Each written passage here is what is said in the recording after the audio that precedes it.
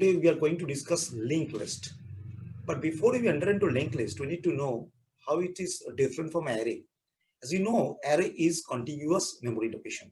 That means if I declare an array, say int a10, what does it mean? It means a is an array of type integer and of size 10.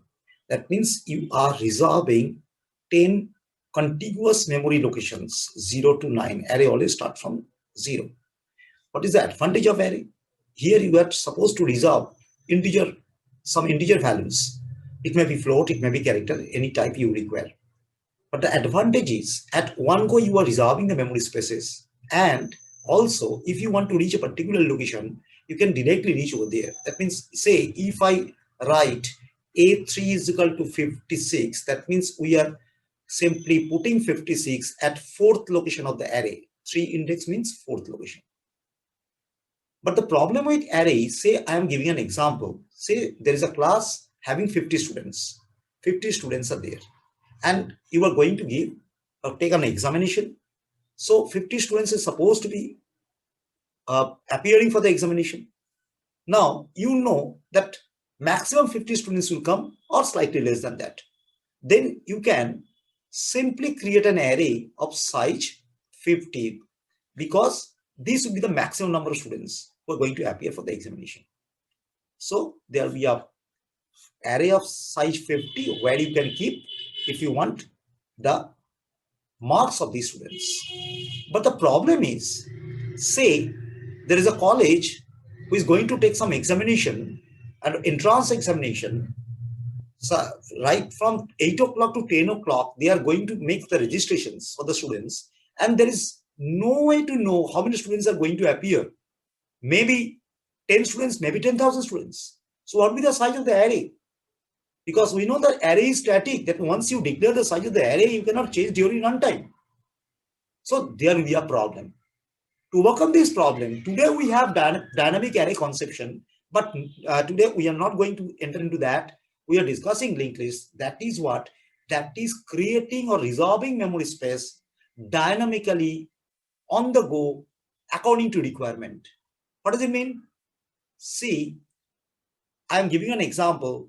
Say there is a bookshelf and you have to keep books. Say there is a 10 volume of physics books there, and the first volume that you bring and you put into the shelf at rank number 3, anywhere, you just keep the address of that first volume where you are placing it. Then when the second volume comes, you can place it anywhere in the bookshelf, maybe at rank number 1, and you just write the address of volume 2, which is placed at rank number 1, at the back page of the volume 1. So after reading the volume 1, if you go to the back page of the volume 1, you can see the address of the volume 2 where you can find it. So you are going to the volume 2 then. Similarly, when the volume 3 comes, you can place it anywhere in the bookshelf at any rack, and you just write the address at the back page of the volume 2. This way you are making the link.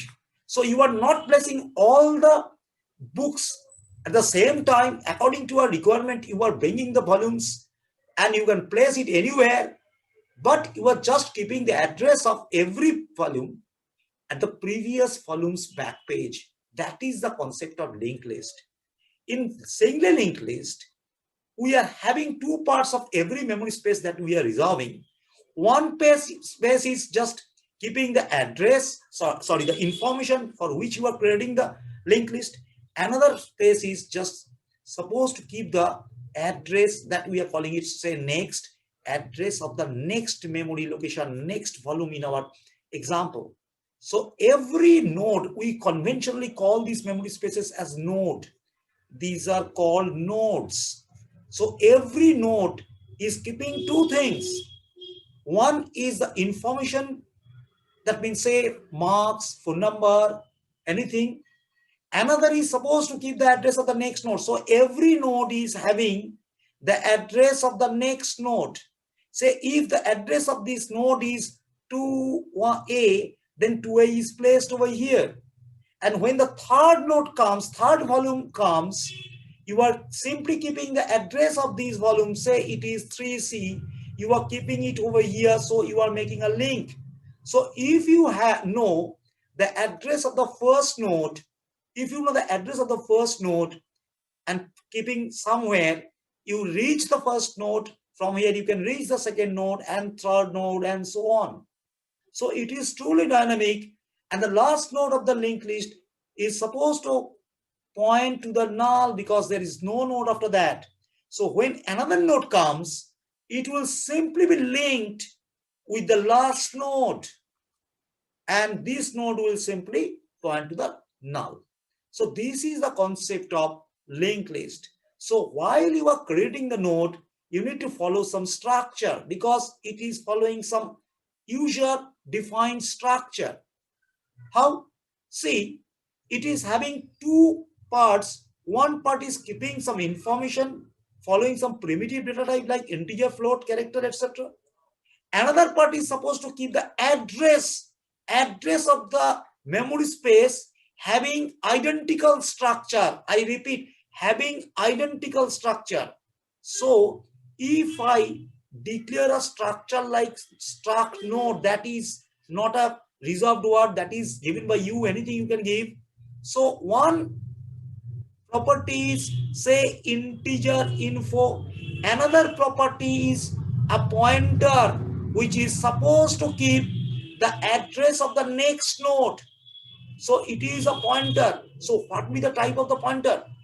We know the type of the pointer is actually the type of the variable it is supposed to point. I repeat, type of the pointer is actually the type of the variable it is supposed to point. If a pointer is supposed to keep the address of integer, then the pointer type will be integer. If a pointer is supposed to keep the address of a float, then it should be float asterisk next. But here, this next part of every node is supposed to keep the address of another node which is created following the same structure. So its type would be the struct node because it is whom the pointer is supposed to point would be the type of the pointer. So this is the structure following which we will create linked list. Now to work with structure, we define the structure of a node. And now while you are entering into main, that means you are starting from main. The first node, as we discussed, the first node of a struct linked list must be pointed by some pointer, which would keep the address of the first node so that you can reach the first node and proceed. So in main, we need to have a pointer declared following the same structured pattern, struct node, say asterisk s, whose initial value will be null, because s is supposed to point nothing before you start. And once you start, we will do using function, that is an efficient method, using pointer and pointer to pointer, where we will call the function, say if the function name is create, where we are supposed to send the address of s. S itself is a pointer and we are sending the address of S. Why? Because while you enter into the main, into the function create, we want that function would create a node and keep on creating the nodes every time you call the function dynamically. And for the first time while you are creating the calling the function create, it is supposed to create a node and its address will be given to S. So initially the content of S is null, but within this function, while you are creating your first node, this node's address must be given to S. So you are going to change the content of S from within the function. And we know that is a very important say while you are working with function and pointer. If you want to change the content of something permanently by setting within a function, don't send it, send the address of it. Say we want to change the content of S, now S is null, but within this function, while we are going to create the first node, we want to give the address of that node into S. So you want to change the content of S permanently by setting within that function. So don't send S, send the address of S. Why? Because while you are just writing S, that means you are sending S, actually you are sending the content of S. So whatever change you make, that will be within the content, that means the copy of the thing you are sending. So whatever you make, you change anything within that function will not be reflected outside the function. But we don't want this. We want the change must be permanent. That means S was pointing to null. Now it should point into the first node. So S should get the first node's address. Say it is 1A, it would come as 1A. So instead of null, it should be changed permanently to 1A from within the function. That is only possible if you send the address of S. So S itself is a pointer, you are sending the address of it. So it must be received by a pointer to pointer. So it should be struct node, say double asterisk, say Q. So Q is a pointer which is pointing to S. Q is a pointer which is pointing to S. So through Q, with the help of Q, you can change the content of S. So create will be the function by which we can create a linked list following the structure we defined. But before we enter into the create function, let's type def that structure. That would be easier for us to manipulate, like writing type def here and giving a nickname of the structure. Say I'm giving it as, say, nd. nd would be the name of the structure. So next time, whenever we are going to use the structure for any kind of manipulation, we can use nd instead of struct node. Like say when we are declaring the pointer s, which is supposed to point to the first node of the linked list, we can declare s as nd asterisk s equals to null. Initially it is supposed to point to null, and from main we can call the function create, where we are sending the address of s, so that if we make any change in the content of s, that will be permanent. So now let's start defining the function create. So void function name create, and as we are sending the address of a pointer, so it should be accepted by a pointer to pointer. It should be accepted by a pointer to pointer. That's why double asterisk q, say the name of the pointer to pointer, and its type would be the same. That means the type is the structure type. Its nickname is nd. So nd double asterisk q. As you can see, that structure is defined as nd. So next time you don't have to write struct node, you can write nd just to tell that this is of that structure type. Now entering into that, the first thing is you need to create a reserve a memory space and assign some value into that. Say we are asking the user to give some value. Say I am writing algorithmic way, enter a value. I am asking the user, you give some value to put into the node and you accept it. We are using C, so %d, say integer type, and where you are taking in some value variable n, so it is declared as int n. We will write the program later. And now you need to create a memory space dynamically. How this is possible? Say we are declaring nd type pointer like p and nd asterisk p. So p equals to, what will be the syntax? Nd star malloc. Malloc is the function by which we can dynamically allocate memory space. Malloc size of nd. So what does it mean? Size of is an operator by which we can identify how many bytes can be resolved. System identifies it. So size of nd, that means it tells that how many bytes are required to resolve memory space for something whose type is nd. That means whose type is that structure we defined. And malloc reserves that memory space. But after resolving, the address should be given to somebody so that this memory space can be identified. So this is given to p. So the return type is nd star. That means return type is an address. Address of what? Address of some memory space reserved following the structure of the structure we defined, that in struct node, which is nicknamed as nd. So that's why P is equal to ND star. Once it is done, a memory space will be resolved, which would be identified by pointer P. P is having that memory space address.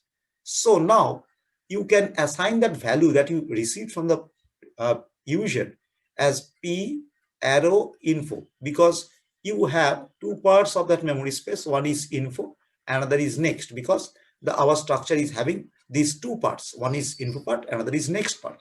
So you are giving that information that you received from the user to that P info part. And a good practice is always you put, so in here the information is coming, say 15 is there, 15 is received by your system from the user, and a good practice is you give null over here. So P arrow next equals to null. This is supposed to keep the address. Now as we are creating a memory space just, so you don't have to give anything but mention that null is there.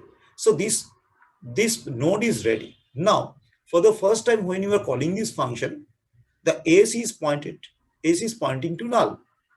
So AC is supposed to point to the first node that you have created. But how can you know that this is the first node? Because you are calling this function any number of times you want. So when this node, the node you have just created, would be the first node, how do you know that AC is supposed to point to that node? Because this process will go on, like say you keep on creating the nodes and linking the nodes one after another. So there must be some first time that can be known. As you see, when you are calling this function create, you are sending the address of S, and Q is pointing to S. We discussed this many a times. So Q is pointing to S, and say for the first time we know that S is pointing to null. So Q is having the address of S, by which you can check whether the content of S is null or not. So first time S is pointing to null. So if asterisk Q equals to null, that means this is the first node you created. So it should be pointed by, instead of pointing to null, it should point to that. It should have the address of this node. And this node's address is contained or kept by P. You should give this content into S. So if content of S is null, that means if asterisk Q is null, because there is no S here in this function, we are identifying S with respect to Q, which is a pointer to pointer. So Q is containing the address of S. With respect to Q, we are entering into S and checking whether the content is null or not. So if asterisk Q equals to null, that means it is the first node that you have created. So its address, the first node's address, must be given to S. That means given to asterisk Q. Asterisk Q is what? The content of the variable to whom the pointer Q is pointing. That means the content of S. So asterisk Q is equal to P. That means S is now having the address of this node. Say if the address of this node is 2C, so instead of null, S is now having 2C. Once this is done, you just got your first node. So once the first node is created, now you are calling the function again for creating the second, third, fourth, and so on. So every time you enter, you are doing the same thing, accepting the element from the user, creating a new node. Say you are creating a new node and populating with some information, maybe say 9, say previous one was having 15. Now you are checking that condition. No, the content of asterisk is not null. That means the content of AC is not null. So you have to link the second node with the first one and third with the second one. The process will be the same. So we are entering into that else part.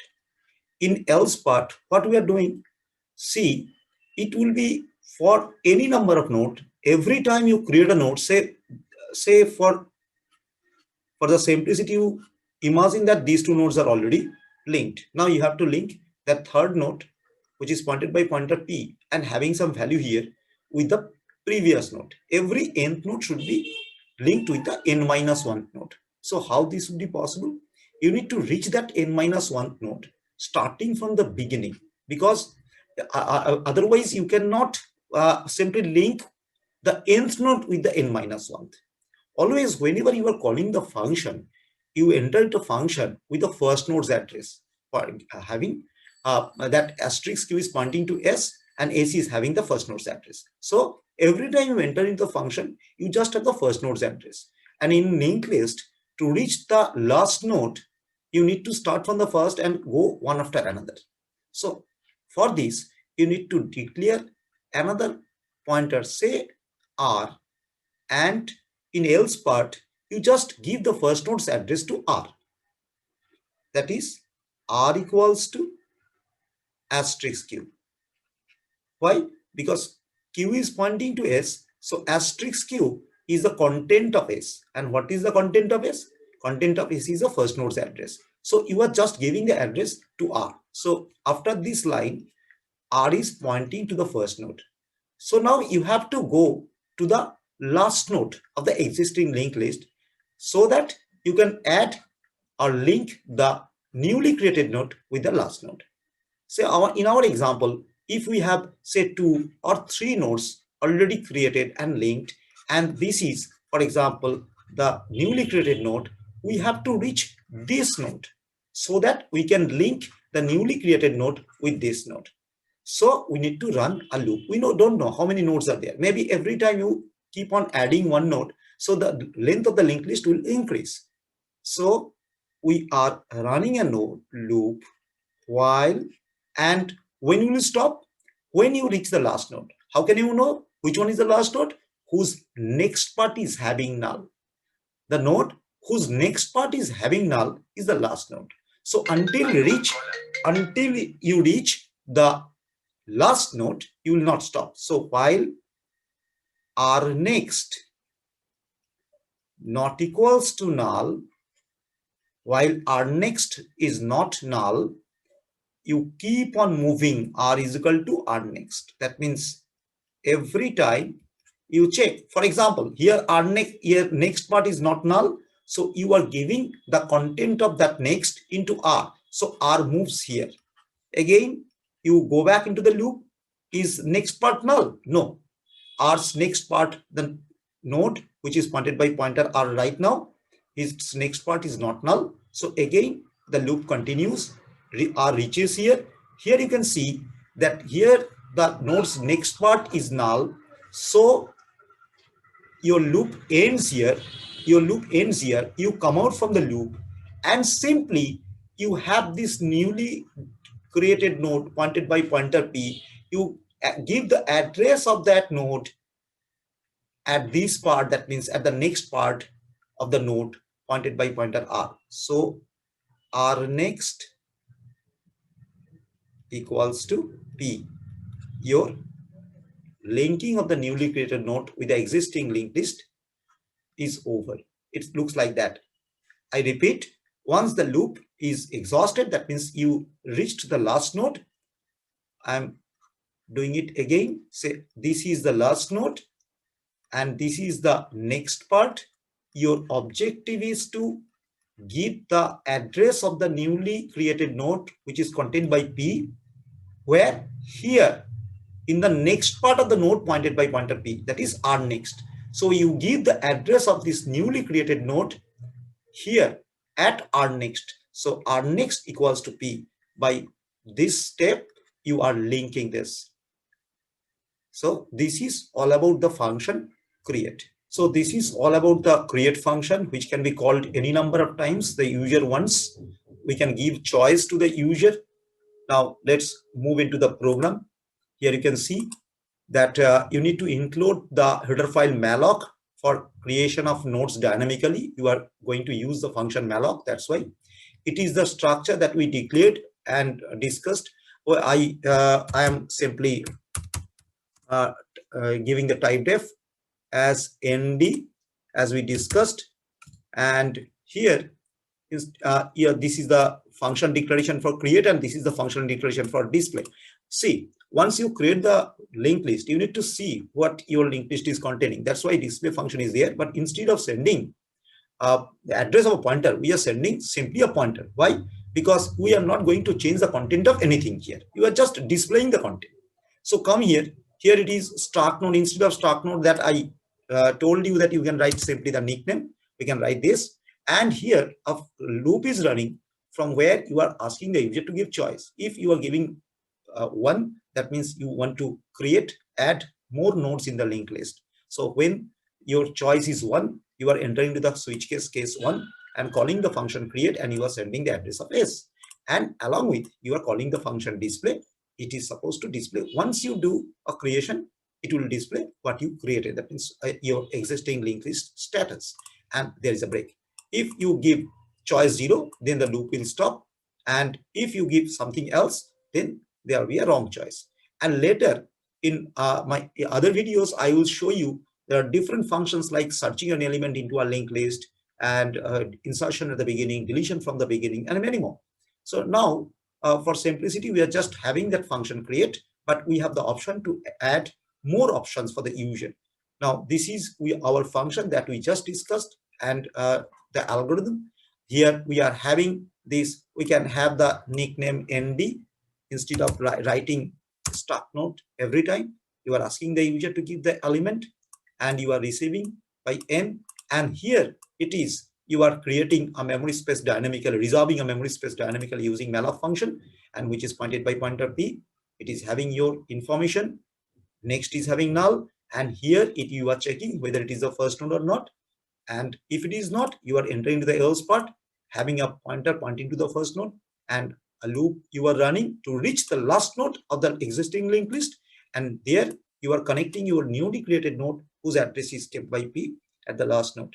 And once it is done, as we need to see whether it is okay or not at the status of the linked list, that's why we are calling the function dis. Every time you do anything, you call the function dis. Here you are accepting the address of the first node. Mind it, when you are calling it, you see, you are calling it, you are just sending S, not the address of S, because you don't want to change the content of S. As I told you, that if you want to change the content of anything, don't send it, send the address of it.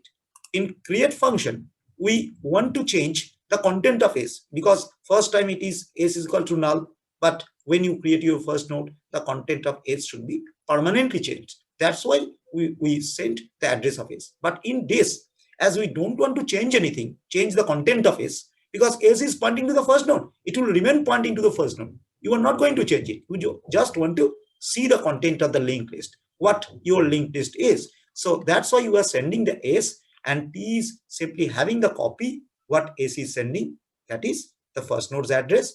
You run a loop until you got exhausted. That means keep on simply moving from one node to another by having simply T is equal to T next, and every time you print the content of the info part of the node the T is pointing.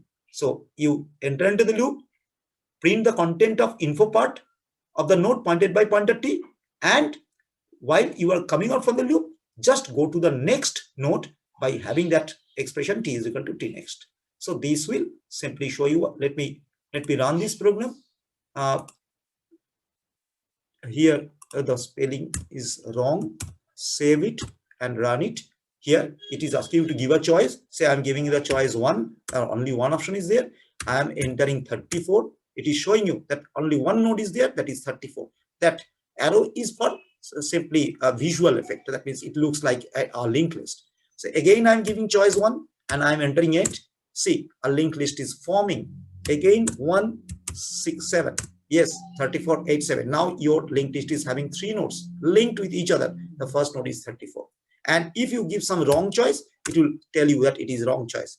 Then again I am giving 1 and 45 I am entering. So now your linked list is having 4 nodes. So keep on calling the function over and again, and keep on adding the nodes into your existing linked list. That is the beauty of dynamic memory allocation. Every time you give a choice, you are not reserving memory space in advance according to a requirement. If you require 4 nodes to be created, you just do it for 4 times and give 0 as choice. You are coming out from the program. Otherwise, you keep on continuing this. So this is the first thing in a linked list. That means you created the linked list and displayed the linked list. Next time, in my next videos, I will simply discuss some important, interesting, and exciting functions like inserting at the beginning, deletion from the beginning, and searching an element in a linked list, and several like reversing a linked list. So manipulation of linked list. with the different functions. We will simply write functions and ask the user to give choice. According to choice, your program will do by simply calling the functions you are defining. So if it is interesting for you, please subscribe my channel, like, comment, and share. Thank you.